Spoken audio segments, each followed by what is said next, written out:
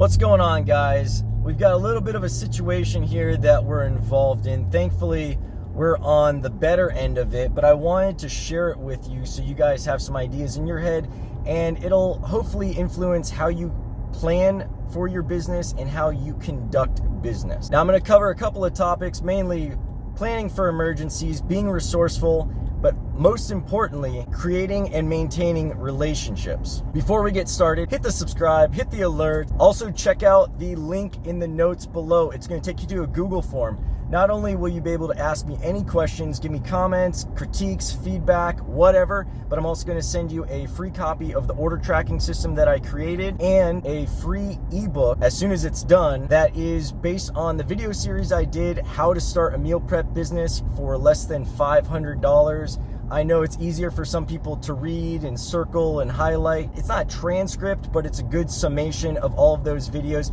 In case you wanted something to accompany them, I figured it'd be nice to make it, and I'm giving all that stuff to you guys for free. I'm of course gonna get your email through that form, so I'll be able to send that stuff to you. Unfortunately, I can't send anything to you through YouTube, so I encourage you to subscribe, hit the alert so you don't miss any new videos, and hit that Google form so we can connect and I can answer your questions and I can give you the resources and the knowledge I have in this noggin. Welcome to our channel where we go behind the scenes of our meal plan company Fit Food Fresh and other local businesses across South Florida. Make sure you hit the subscribe and alerts so you never miss a video, and hit us with any questions or suggestions.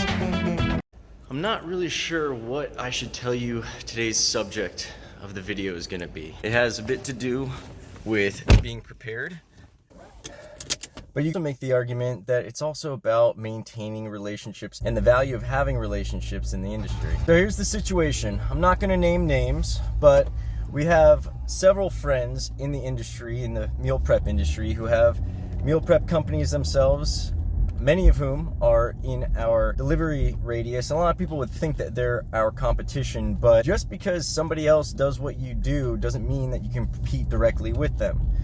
So we have no problem making relationships and forming strong friendships with other meal prep owners, at least the cool ones. The ones who have problems with their egos and they're insecure, they don't want to be friends, they just want to be competition, and that's their prerogative.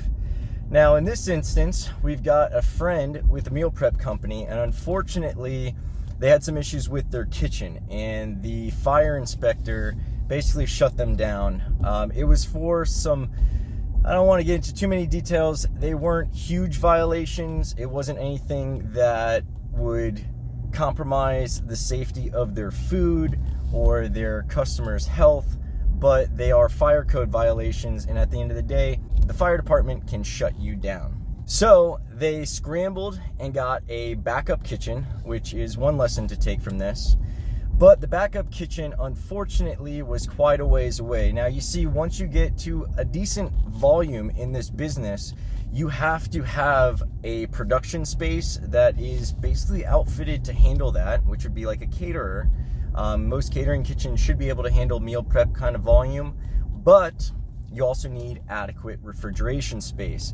So he rented a kitchen. It was a far drive, but it had enough space. He had to rent a refrigerated truck because there wasn't enough refrigeration at this rental kitchen. And he's been waiting for the fire department to come and inspect his kitchen, give him the all clear so he can go back to his normal kitchen and resume production there. Now, unfortunately, we just had Thanksgiving. Today's the Monday right after Thanksgiving 2019. And he was not able to get the fire department to come out and inspect the kitchen before his next round of cooking was due. Now that means he had to either continue cooking in this rental kitchen or figure out another way to produce his food. Now, a little background on the fire department. I used to be a firefighter, and there are administrative positions within the fire department.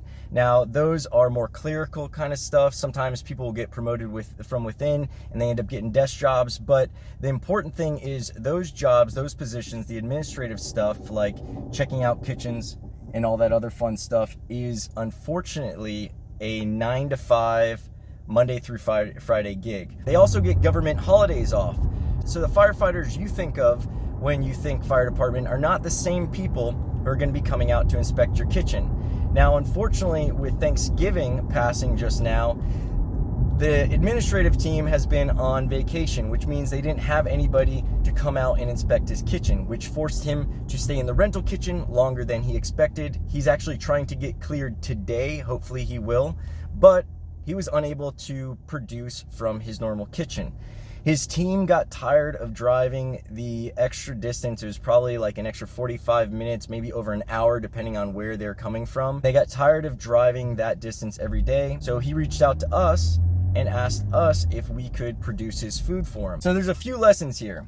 Not only is there a lesson in being resourceful, which I give him great credit for finding a kitchen that quickly, finding the extra refrigeration that he had to find to hold all his food and keep it safe. But then there's also the resourcefulness that you can only have if you have relationships. Now, he happens to have some pretty decent friends who own a meal prep company that's actually larger than his, so we have no problem facilitating his volume. So right now we're starting our production along with his production, and on Thursday his clients will be receiving our food with his labels on it, and to them they won't really notice anything. The recipes are obviously going to be different, the food's going to taste different, but as far as the service itself, the food is going to be showing up seamlessly at their door, and they will have no idea that he's had to cook out of a different kitchen or have another company produce his food. This option's only possible because he's a cool guy and we're cool guys. So one of the lessons is be cool. Your competition is only your competition if you choose to make them your competition. I've said this before and I'll say it again. No meal prep company will ever put another meal prep company out of business unless one of them is not doing their job correctly and not taking care of their clients. Everybody eats. We've got millions and millions of people within our delivery radius. If he's taking care of his clients and we're taking care of our clients, they're going to be happy people. And just the existence of another meal plan isn't a threat to us. In fact, his meal plan is actually much more dense in Miami because he's further south than us. We're much more dense here in Palm Beach County. Look at how our company is benefiting from this. We're not going to charge him retail. We're going to charge him a wholesale rate. We're going to help him out, but we're still going to make money off of every single meal that we sell him, regardless of whose label is on it. So his name is going to be on our food. We're making money. He's making money. Everyone's going to be happy. He's going to be able to save his business, and we get an extra little bit of revenue right between the holidays. And as I've mentioned in other videos, Christmas and Thanksgiving are going to kill you in this business. So any extra money that you're able to pick up, whether it's doing extra production for a friend in need or picking up some holiday parties at corporate offices, anything that you can do to get some extra money in this time of the year is going to be great. Now, once you get to January, the floodgates are open. You should have no problem getting people because you're going to have all the resolutioners. But right before, they say it's always darkest before the dawn, right? Well, the end of the year is pretty brutal in this industry. So my company's benefiting from this as well. It's not just a charitable act. We're definitely helping him out. We definitely could have said no, but if we said no, not only would it be hurting his company to no gain, no direct gain of ours, but we'd also be passing up this potential of extra revenue and extra profit that we could always use, right? Plus, now I've got another favor in the industry that I can call on. Down here in Florida, we've got these little things called hurricanes. And even if there's not structural damage to my building, flooding or a power grid being out could stop me from producing meals in my kitchen. So next hurricane season, if my kitchen gets shut down for whatever reason and his kitchen 2 counties away is still operational, we could work together and have him produce our food, and we'll be able to provide the same seamless continuation of service for our members in that hypothetical situation as we are doing for his members in this very real situation. You never know what the emergency is going to be, but it's nice to have friends and relationships on which you can depend and call in for favors. We're literally saving him tens of thousands of dollars, his reputation, and probably several clients who would have maybe switched to another meal plan company if they knew that they weren't going to be able to get his service for a while. There would have been some people that would have issues with getting refunds or credits. So we're helping him avoid all of that headache and, like I said, move seamlessly through this whole catastrophe that he's dealing with. It's easier to work together. All right, guys, I want to keep it short and simple. I'm pulling up to Fit Food Fresh right now, so I'm going to let you go. But before I do, hit the alerts, hit the subscribe button so you don't miss out on any of these new videos. Hit that link. Like I said, I'm going to send you an order tracking system and the ebook on how to start a meal plan for $500. It's a nice little summary of all of those videos I did, so you can use it in conjunction with that video series. Again, check out that playlist. I'll put a link to it here. I've got a bunch of other videos. If you're looking for information on meal prep businesses, I am looking to share it with you. I want everybody who I engage with to come away with more knowledge and more clarity and more confidence for what they're doing. I've been loving the feedback and the appreciation, along with the critiques and the questions. Keep it coming. I am doing this for you guys, and I am getting so much joy knowing that you guys are getting a benefit of it. So tune in, reach out, and rock on.